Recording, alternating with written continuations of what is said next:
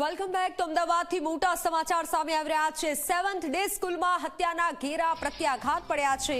મણિનગર ખોખરા વિસ્તારની શાળામાં શૈક્ષણિક કાર્ય બંધ રખાયું છે. વાયરલ થયેલા મેસેજના આધારે શાળાઓએ બંધ રાખવાનો નિર્ણય લીધો છે. શાળાએ પહોંચેલા વિદ્યાર્થીઓને પરત મોકલાયા. તકેદારીના ભાગરૂપે દરેક શાળા પર પોલીસનો ચુસ્ત બંદોબસ્ત ગોઠવાયો છે.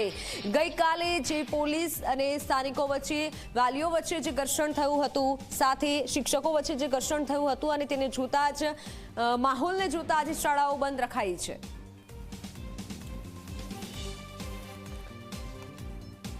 તો સંવાદદાતા ગૌરવ પટેલ જોડાઈ ચૂક્યા છે. ગૌરવ, આજે શાળાઓ બંધ રાખવાનો નિર્ણય લેવાયો છે. ગઈકાલે પરિસ્થિતિ જે વધારે ઉગ્ર હતી અને તેથી આજે આ નિર્ણય લેવાયો છે. શું વધુ જાણકારી?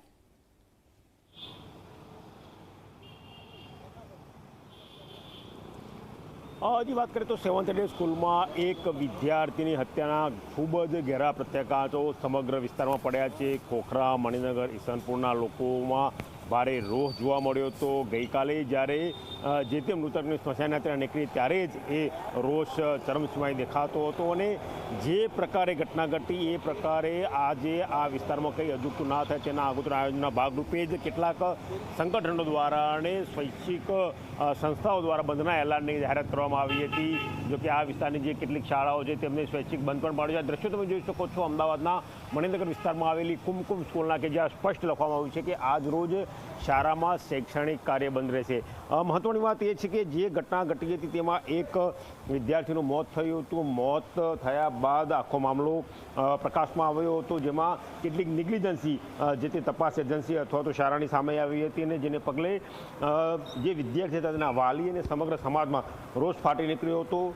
કહી શકાય કે જે વ્યક્તિ અથવા તો જે કાયદાસર સંઘર્ષમાં ઉતરેલા એ સગીર દ્વારા જે હત્યા થઈ કરવામાં આવી હતી તેના કારણે આખી ઘટના આકાર પામી હતી.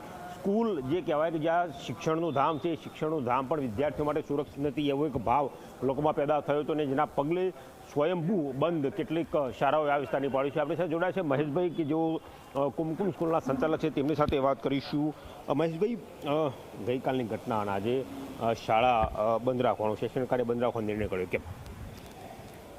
આપણે શું જાણીએ છીએ કે ગઈકાલની ખૂબ જ દુઃખદ ઘટના હતી અને વાલી અને વિદ્યાર્થીઓમાં ખૂબ મોટો આક્રોશ છે. મણિનગરની જનતામાં, સમાજમાં બહુ મોટો આક્રોશ છે અને પરિણામ સ્વરૂપે વાલી મિત્રોએ સ્વયંભૂ બંધ રાખવાનો મણિનગરની જનતાએ નિર્ણય લીધો છે અને એમાં લગભગ બધી શાળાઓ સાથે જોડાઈ છે. વાલીઓનો શું રિસ્પોન્સ હતો? શું કહેવું હતું વાલીઓનો? વાલીઓનો આ એક જ રિસ્પોન્સ છે કે આ પ્રકારની ઘટનાઓ ન બનવી જોઈએ. બાળકોની સલામતીના નિર્ણય માટે પણ કંઈક એ માટે નિર્ણય લેવાવો જોઈએ અને પરિણામ સ્વરૂપે પોતાનો એક આક્રોશ વ્યક્ત કરવા માટે કે આ પ્રકારની ઘટના ફરી ન બને અને એના માટે જે ઘટના બની છે એમાં જે કસૂરવાર લોકો છે એને કડકમાં કડક સજા મળે એ હેતુથી વાલીઓ દ્વારા આ સ્વયંભૂ બંધનો એક નિર્ણય લેવામાં આવ્યો હતો અને સમગ્ર શિક્ષણ જગત પણ એ વસ્તુ માને છે કે આ પ્રકારની ઘટનાને કોઈપણ સંજોગોમાં ચલાવી લેવાય નહીં અને ભવિષ્યમાં પણ આ પ્રકારની ઘટનાઓ ક્યારેય ન બને એ માટે એક ઉદાહરણરૂપ દાખલો બેસે એ પ્રમાણે કડક કાર્યવાહી થાય એવી બધાની લોકોની લાગણી અને માગણી છે. ગઈકાલે ડીયુ દ્વારા પણ એક પરિપત્ર કરવામાં આવ્યો છે, એક સમિતિ બનાવી જેમાં વિદ્યાર્થીઓ રાખવા, ધ્યાન રાખવું કે આવું કે ના થાય. કઈ રીતે જોવો છો, કયા પ્રકારની કાર્યવાહી છે તમારી સ્કૂલમાં? આમ તો આ પ્રકારની પ્રવૃત્તિઓ દરેક શાળામાં થતી જ હોય છે અને સલામતીને લગતા નિર્ણયો વર્ષોથી લેવાતા હોય છે.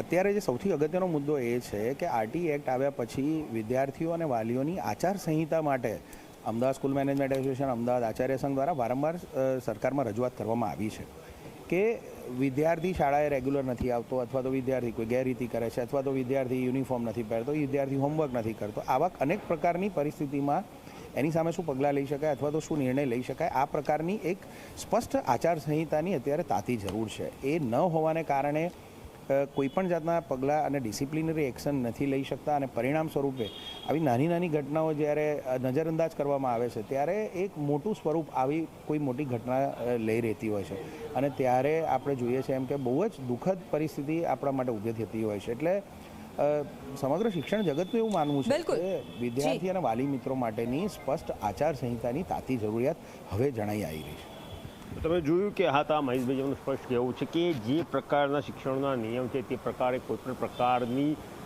શારીરિક સજા અથવા તો માનસિક સજા વિદ્યાર્થીને થઈ શકતી નથી, જેના કારણે નાની નાની ઘટના અવકાશમાં છે અને છેવટે મોટું સ્વરૂપ ધારણ કરે છે. માટે એક ચોક્કસ આચાર સંહિતા વિદ્યાર્થી અને શિક્ષક માટે હોવી જોઈએ તેવું માંગણી કરી રહ્યા છે. જી બિલકુલ ગૌરવ, આભાર માહિતી બદલ. તો આજે